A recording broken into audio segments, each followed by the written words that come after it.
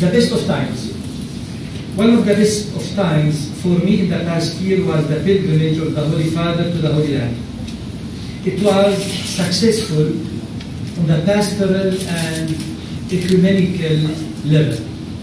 His visit was followed by the beautiful prayer meeting in the Vatican Gardens with President Abbas and former President Peres and Patriarch Bartholomew. Even though we didn't obtain any concrete result from that meeting, however, every prayer is valid and the fruits may come much later, like the olive tree planted on that occasion and which may produce fruits many years ahead. It is always a great joy and privilege for me to ordain men the sacred priesthood. This year, 9 were ordained from the Latin Patriarchate and others from the Custody of the Holy Land and the Salesian Order. From our part, we sent 2 of our clergy to serve our faithful in the diaspora in the Arab Emirates and California. Third news, the Synod on the Family, which convened in October in Rome, presented the opportunity to deal with the many challenges families face. It was one occasion that called for authentic wisdom and hope. The Synod reaffirmed the unity and the indissolubility of the marriage institution. If there is progress to be made, it will be on the level of pastoral care towards separated couples and couples who enter into a second marriage. In this Holy Land, our main problem is on another level. Many families suffer from lack of legal documents for a couple to be able to live together when the marriage is between one Palestinian and a non-Palestinian. It is difficult then to obtain a visa or resident status for the non-Palestinian. Here we ask the Israeli government to ease the present restrictions on family reunification. We heard last week that more than 593 cases family reunification were accepted. This is a very positive step that we thank for, but it is far away from being enough for the big needs. Fourth news, on a more spiritual level, we felt a great joy these past days when the Holy Father signed a decree for the canonization of 2 Palestinian saints. They will be officially canonized in Rome, hopefully in the coming summer. There will be a large number of faithful from the Holy Land who will go to Rome on that joyful occasion. Canonization is the supreme honor granted to a faithful who lived according to his or her faith, who is a model for other faithful and has a highly favored intercession. The first is Blessed Miriam Bawardi, originally from Ibelin in the Upper Galilee, and founders of the Carmel Monastery in Bethlehem. The second is Blessed Marie Alphonsine Rantas, born in the old city of Jerusalem and co-foundress of the Congregation of the Rosary Sisters. Both saints are a source of hope for the future. We rely on their intercession for peace in the Holy Land. Now I will describe some of the worst news of this passing year. Some of the first worst of times over the year were seen in an intensification of violence and subsequent hostile reactions. The devastating and accompanying bloodshed in Gaza being the most shattering of all. In the past 6 years, Gaza has suffered 3 consecutive wars. Thousands of people have been killed, hundreds of thousands are, tens of thousands are wounded, and an aftermath of destruction and despair. Great are the responsibilities of political leaders, Israeli and Palestinian, to find and facilitate a solution. Grade 2 is the responsibility of the international community to help these two parties to help themselves. We condemn the Gaza war and deplore its dramatic consequences, killing and destruction. But at the same time, we condemn any category of violence and retaliation against innocent people, such as the killing of people praying in a synagogue and attacks against mosques. In 1 week, the Christian leaders of the Holy Land visited Har Nof synagogue to condemn the inhuman act that took place there, and at the same time visited Al-Aqsa Mosque to ask for the old status quo to be respected. Unfortunately, our beloved holy city of Jerusalem has been flowing with blood and tears. We do not want any religious antagonism in the holy city, whose vocation is to be the city of peace and interreligious coexistence. Second, during pastoral visits to our parishes, we could feel, touch, and experience the tragedy of the many refugees from Syria and Iraq. I mean our parishes in Jordan. Families who lost homes, work, loved ones, and relatives. It is heartbreaking to see the children running in the dust of the camps without any goal and direction in life. Alongside the inhuman tragedy that is covering the Middle East with blood and tearing it apart, we all are surprised that young people from Europe embrace radical ideologies and join the fight in Syria and Iraq. From another side, we are witnesses of a clear condemnation by Arab and Muslim leaders of that radical religious ideology. Third, last week the Catholic Assembly of the Bishops of the Holy Land issued a statement concerning the Crimson Valley case. We hope that the Israeli High Court will keep the 300 hectares of Crimson Valley, as well as the 2 Salesian monasteries on the Palestinian side. Today we are anxious because the last developments of the recent hearing are giving a different signal. We are afraid that the court might decide that the land belonging to 58 Palestinian Christian families might be separated from Bejar. Such a decision will harm our community, and we hope that the judges be inspired by ethical principles and not submit to political pressure. If you allow me, I will conclude in Arabic. You have the English translation.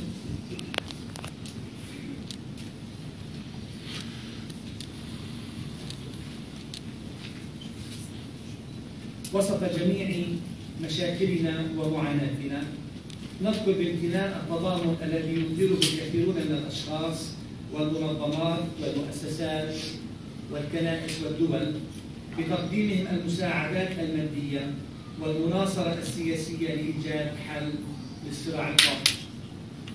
إن الاحتفال بميلاد السيد المسيح هو وعد بالرحمة والمحبة والسلام للكثيرين في معاناتهم ومحنتهم، ولمن يرون حياتهم محطمة وأمالهم مهشمة وسط صراع يدور في دائرة مفرغة وكراهية تعصف من كل جانب. نتمنى لجميع مؤمنينا ولجميع سكان الأرض المقدسة وأصدقائنا في جميع أنحاء العالم والحجاج القادمين عيد ميلاد مبارك وعاما جديدا مليئا بالسلام والصحة وشكرا. شكرا سيدنا. Thank you, Your Excellency. Now we will open the floor for questions.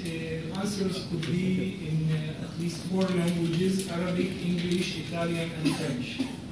Spanish? Spanish. My Patrice knows Spanish very well.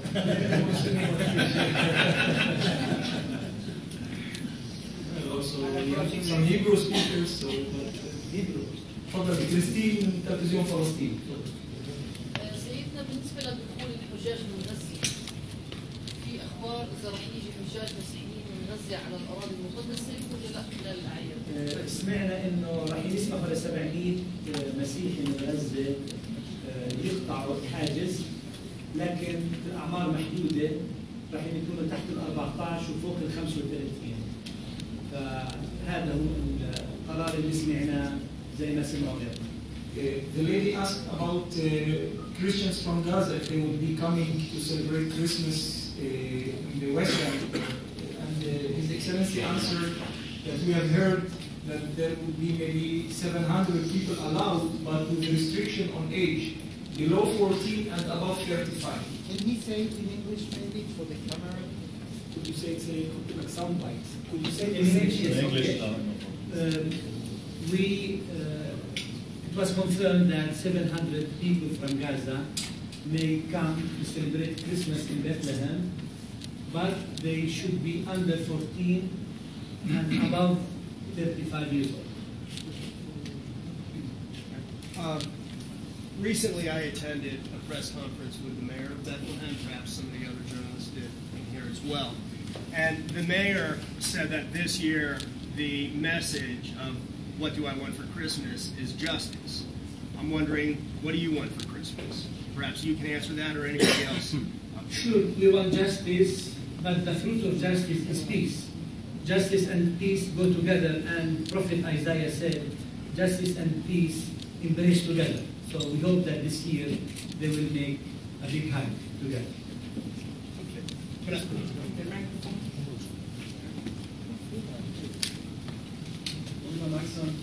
Tagespost. I have a question to Bishop Marcuzzo.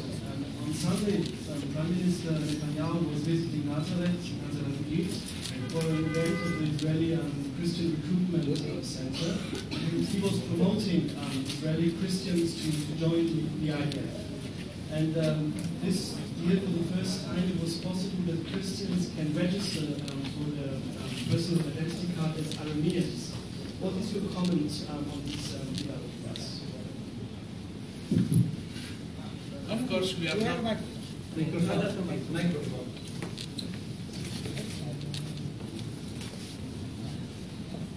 Of course, we are not happy. It was a very strange meeting with very selected people and young people. And by the way, it is not the first time that we can register Aramean or other things. In the nationality of the identity card of the passport, you can write Russian, Italian, according to your origin, and even Aramean. There were already people. But the question now is very delicate and problematic because it is what is the intention behind that new, let us say, encouragement to register for the reunion. And we think that the intention is to divide the people from the others, which is not our advantage, which is not for our good.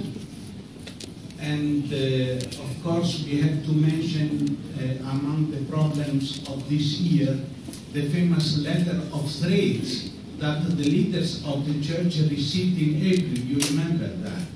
The graffitis, all the devastation of some places like in Tabqa or some mosques like in Thraedes or other countries in al-Fahm and so on.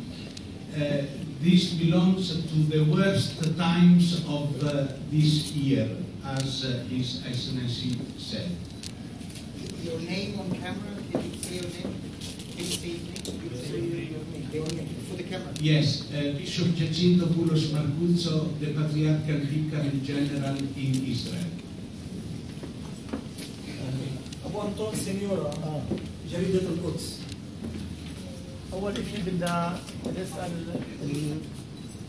عن مصير المسيحيين في الأرض المقدسة. نسمع دائما عائلات عديدة تغادر الأرض المقدسة مولد السيد المسيح له المجد له المجد. فما مقترحات رؤساء الكنائس الكاثوليكية وأيضا الأرثوذكسية إذا صار اتحاد مسكون؟ في مسائل العائلات المسيحية في الأرض المقدسة؟ هل سيثبتون في الأرض أم يغادرونها؟ يوجد إجماع من كل رؤساء الكنائس في الأرض المقدسة وأيضا من الرؤساء الدينيين غير المسيحيين بأن وجود المسيح في الأرض المقدسة هو ضروري للأرض المقدسة ذاتها، لأن الجماعة المسيحية في الأرض المقدسة هي جماعة سلمية وهي جسر بين الآخرين، ووجودنا هو فعلا بركة الأرض المقدسة. وأيضا هنالك الأماكن المسيحية في القدس وبيت لحم والناصرة، ويجب أن نواصل وجودنا الذي يستمر منذ 2000 سنة. لكن القرار ليس بيدنا، القرار هو بيد من يريد أن يسافر أو يبقى. الإنسان حر، والهجرة بلشت من بداية القرن التاسع عشر، لم تبدأ من الأمس. وموقفنا الرسمي ونحاول أيضا أن نساعد جماعتنا أن يبقوا هنا بعدة وسائل، لكن في النهاية القرار هو بيد المؤمن نفسه يبقى أو لا يبقى. Well, the gentleman from Al-Quds newspaper asked about the Christian immigration, and His Excellency explained that it is clear for all Christians and non-Christians alike that Christians in the Holy Land, especially indigenous Christians, it is their place, and they are called to stay here, and they are positive contributors to the pluralism of the Holy Land. But His Excellency explained also that immigration is not a new phenomenon. It started at the beginning of the 19th century, and it is practically an individual decision of each believer. However, the Church is investing great efforts and preaching people to remain in the Holy Land. Daniela from EFE, the Spanish News Agency. We have the Spanish speaker. Yes, sorry. Your Excellency, I'd like to pose two questions. First of all, what else you can share with us regarding the preparations for Christmas, apart from what you've already mentioned of the 700 coming from Gaza? And the second question is, do you fear the advancement of the Islamic State is an existential threat on Palestinians, Christians in the Middle East? For the preparation to Christmas, you mentioned again that 700 will come from Gaza, but we heard also that more than 25 permits were issued by Israeli authorities for Christians to be able to move during this period. I know more than 25,000 permits for Christian Palestinians. We will be able, but we know that many of them will use them also to make shopping in Jerusalem or elsewhere. But it is good or to visit their relatives, which is not bad, it is good also. So it is not only for spiritual and religious purpose, it is also for a human and social cohabitation. This is first. But the most important thing is the celebration in Bethlehem. So we are preparing ourselves together with the custody of the Holy Land and our community there in the PRK to make a very beautiful celebration in Bethlehem, because all the eyes of the world will be looking to Bethlehem during midnight mass. So everything will be traditional like every year. Nothing will change. Regarding the second question, the second question is whether the Islamic State... the ISIS is a threat not only against Christian communities, but against all minorities in the Middle East, Kurds, and also the Yazidis. But also they are a threat to Shiites, and they are threats to Sunnites. And Al-Azhar issued a statement last week that this Daesh is practicing terrorism. So really Daesh is a threat not only to the Christians, but to all the Middle East and to all the world. For this reason, there is an international coalition. So it is not a religion war between Islam and the West. It is not that. It is a war between terrorism and radical ideologies and people who would like to live a normal life. The second part? the second half of this year was a very hard time for the Middle East and for the Holy Land. Do you feel any impact of pilgrimage, of tourists? Does the Christian community suffer from less people coming? Yes. I will ask with the help of others because it is better to hear the voices.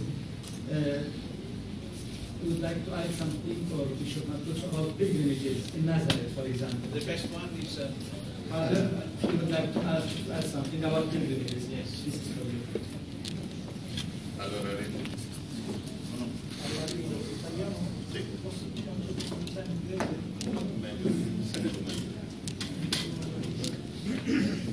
Allora, sempre quando c'è un problema qui locale c'è un po' di tensione e questo si riflette sull'afflusso dei pellegrini anche in Terra Santa. Ultimamente abbiamo sentito questo calo dei pellegrinaggi, diversi pellegrinaggi sono stati cancellati e grazie a Dio adesso nel tempo di Natale non ci sono notizie che i pellegrinaggi diminuiscano. Speriamo quindi che possono venire qui in Terra Santa e celebrare il Natale a Betlemme, essere accolti anche e visitare altri luoghi santi. Okay, Father Yasser, the vicar of the custody, talked about the tension in the Holy Land affects the numbers of pilgrims, and therefore the numbers maybe nowadays are less than usual. However, the Church of the Holy Land is prepared and hopes that